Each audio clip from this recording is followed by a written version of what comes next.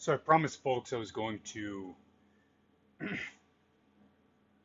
do some videos, basically of any of the content that I've recently been doing.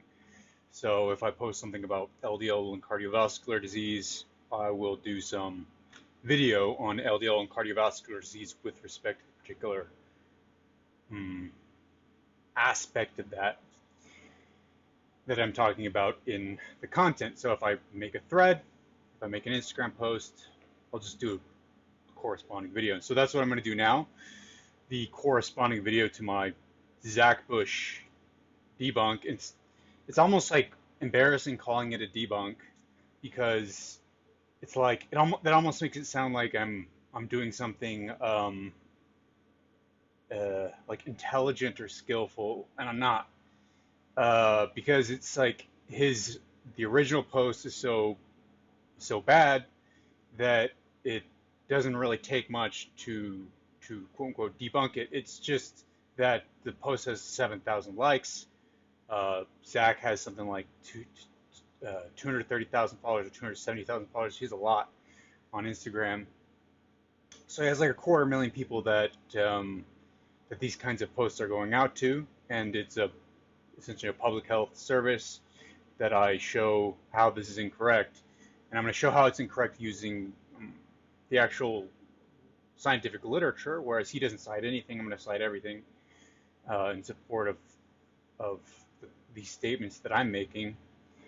Now, before I go on, it's important to realize that there's a whole industry of these people who make these claims where they say that basically modern medicine is wrong about things that are essential to modern medicine. So, for example, cardiovascular disease and LDL cholesterol is one, and that's what he talks about here. But they also make claims about essentially everything else that's central to those other aspects or those other fields, those other domains. So, for Zach, one of his other things is he bashes on glyphosate with respect to Monsanto, and he does this about pretty much everything he talks about. He will trash this sort of central idea of that particular field, or one of the central things that or technologies is used in that field. So glyphosate and in modern agriculture, those two things are intertwined, essentially inextricably intertwined. Glyphosate and modern agriculture are. So he bashes that as well, and so he's made a career, and there's a whole industry of people who made a career out of basically saying that the authorities are wrong about everything that they pin everything on. So they're wrong about glyphosate. They're wrong about seed oils. They're wrong about statins. They're wrong about LDL cholesterol. They're wrong about whatever it is. There's a billion other things that aren't even immediately coming to mind, but they're all wrong about all those things. And the idea is that there's a certain demographic, there's a certain niche of people, especially people who are very good critical thinkers, maybe a little bit alienated. It's what I used to be from society, and they target these people by saying these kinds of things, and they build a large following of basically people who are critical of modern society, and more people perhaps are right now in 2021. They build up this large following of these people, these alienated people, and then they sell them things. So that's how they make money, is they sell to all the people who are critical of modern medicine, because they're doctors, so they have the credibility of medicine, but they're not practicing as normal doctors. They're not selling the same sorts of ideas that normal doctors are selling, which is science. Because if they did that, they wouldn't make money any different than any other normal doctor. But these health influencers are making a huge amount of money, much more than an average doctor, by selling opposition to medicine. And if they didn't sell opposition to medicine, they wouldn't make their money. So that's the context in which I'm going to be talking about this guy. So let's start. So I'm going to go give you the basics of his post. Hopefully I'm not blocked already. I'm probably blocked. Probably blocked already. No, I'm not blocked yet. I will be. But he basically says that cholesterol is vital to your health and daily life. He says, despite common misbeliefs and perceptions, cholesterol is a cornerstone to your resiliency and regenerative capacity. Among an array of critical roles, it is the foundation of our innate immune system, our vascular and neural cell walls, and many steroid hormones like estrogen, testosterone, and vitamin D. Vitamin D is not a steroid hormone, by the way. I don't cover that in my post, but it is not a steroid hormone, actually. It's a psychosteroid. But in any case, he says, interestingly, cholesterol intake from food has little, if any, effect on cholesterol concentration in the blood. Most of the cholesterol we eat is attached to an alcohol group called esterified cholesterol, which is poorly absorbed. As such, only about 20% of the cholesterol in our blood comes from the food we eat, while 80% is produced by the liver. Okay. It was originally thought that the higher your LDL cholesterol, the greater your risk of cardiovascular disease, of developing heart disease. In this theory, heart attacks and strokes are a result from excess LDL that becomes trapped in the walls of the arteries, initiating an inflammatory reaction that causes the arteries to narrow. Yet through numerous studies, it's been well established that there is no relationship between the level of cholesterol and the severity of atherosclerosis detected by autopsy. I always have a problem with atherosclerosis. It is quite a challenging medical term. So then why does high cholesterol often predict cardiovascular disease? Well, high cholesterol levels may be secondary to other disease-promoting environmental factors, lack of physical activity, smoking, obesity, poor diet, like loss of sleep, and mental stress. These are all associated with chronic systemic inflammation and may be an epiphenomenal sign that something else is wrong. Living in a state of chronic inflammation alters the ability of our arteries to keep cholesterol out of the vessel walls while making it toxic to the body. Interested in learning more? Join us at a live seminar as we explore the heart this Thursday, July 29th at 12 p.m. Pacific time. We'll illuminate the heart's capacity for resilience and repair, and discussing strategies to manage your cholesterol and improve your overall heart health. I look forward to seeing you there. Link to register and learn more is in my bio, Zach Bush, MD. Well, it's interesting. So he basically tells you something that you wouldn't know, because this is not what doctors tell you, because this is wrong.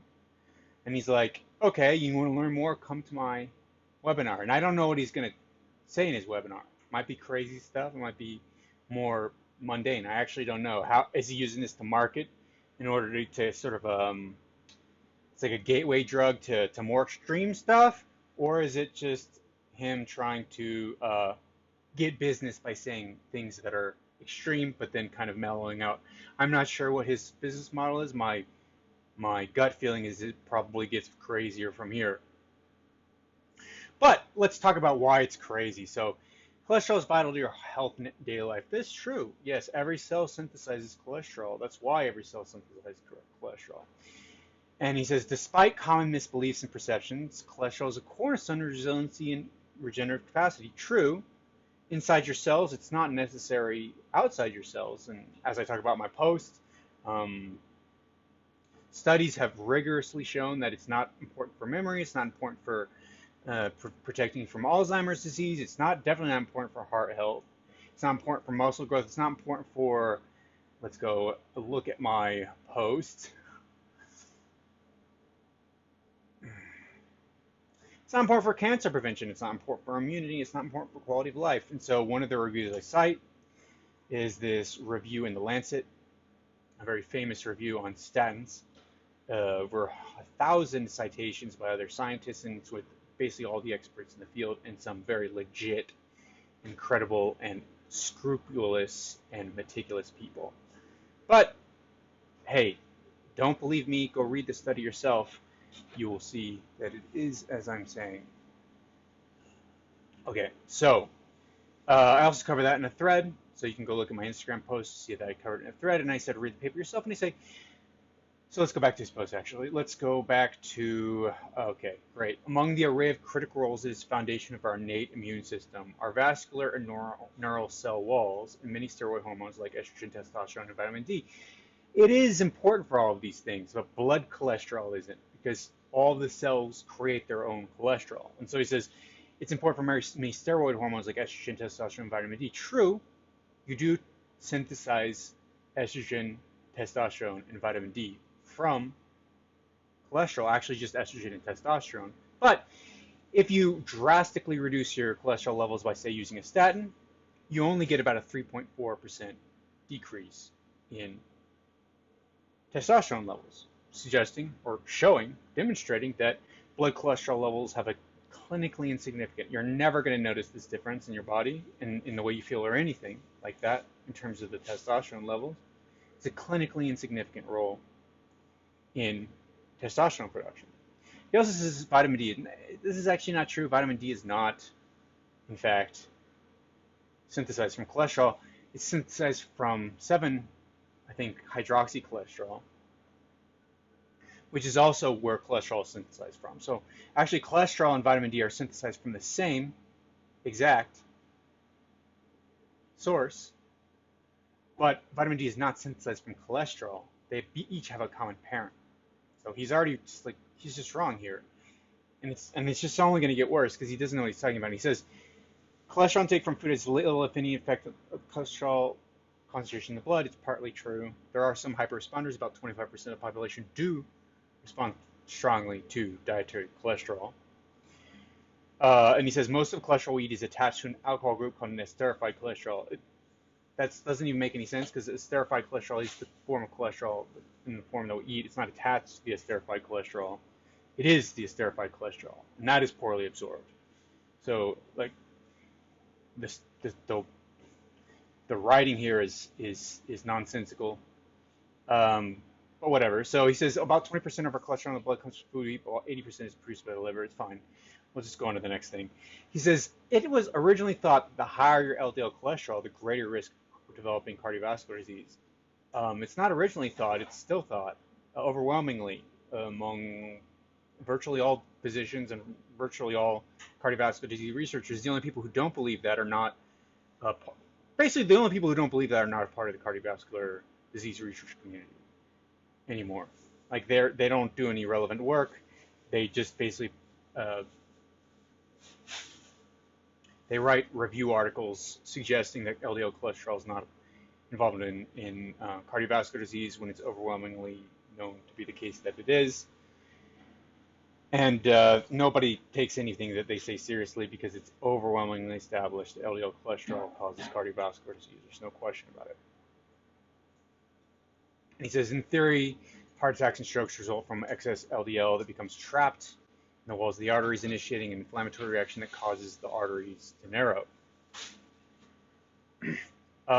Not in this theory. This is well established, like overwhelmingly established science. It's not debated by anybody anywhere except for like on Instagram. So, and if you want to look, you can see on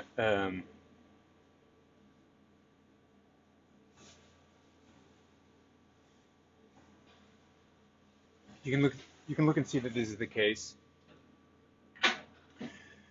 from a paper published by the European Atherosclerosis Society, the consensus panel that they had. They have actually multiple different papers published by this group, and they go through all the evidence, and it's like 500 citations.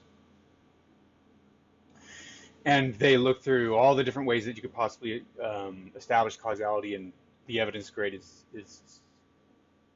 the highest it could possibly be along plausibility, strength, biological gradient, temporal sequence, specificity, consistency, coherence, and reduction in risk with intervention. So in every way imaginable, there is evidence to demonstrate that LDL cholesterol is the cause of cardiovascular disease.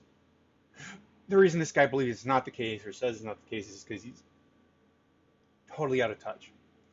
And he says, yet he says, through numerous studies, it's been well established that there is no relationship between the level of cholesterol and severity of atherosclerosis detected by autopsy. But this is also not true.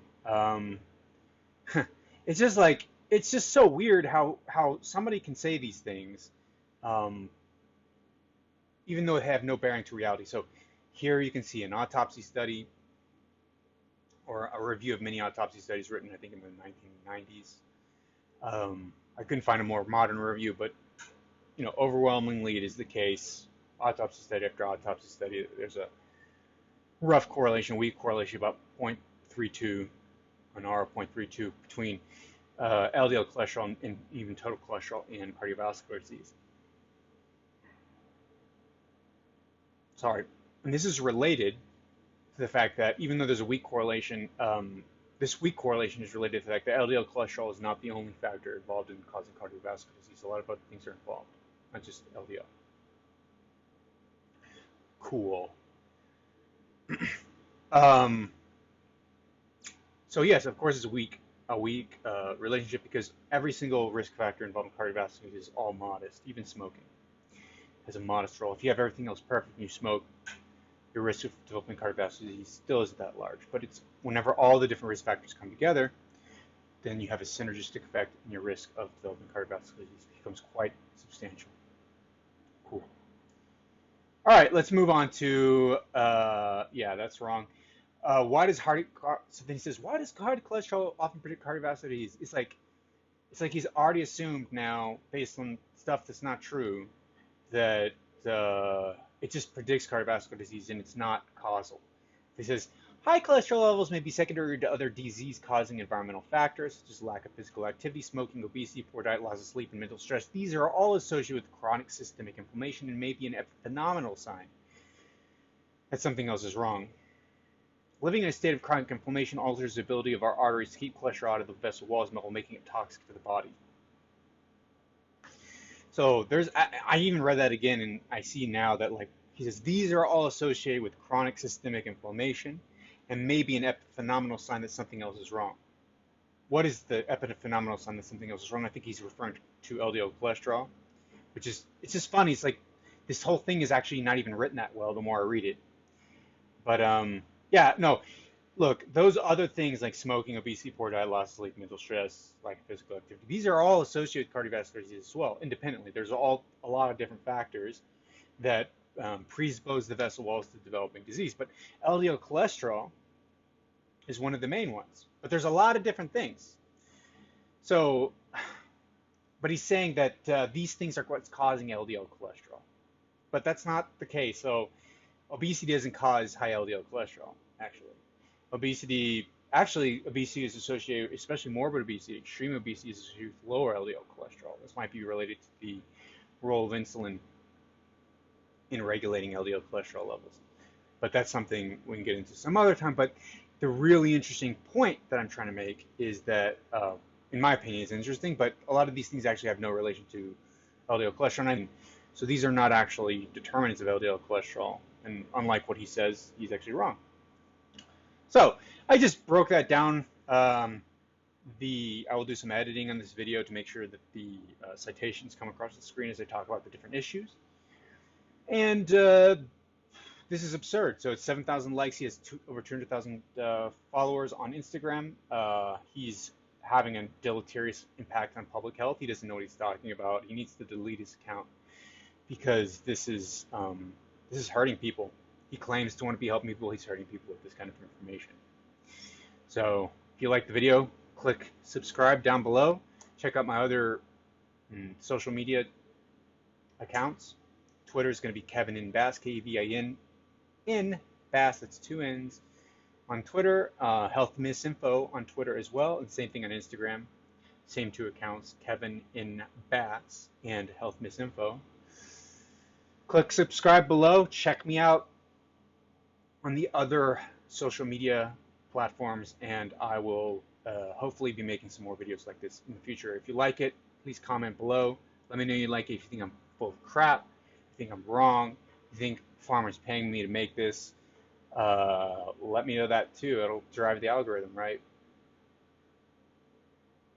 Hopefully have another video out soon. Talk to you guys later.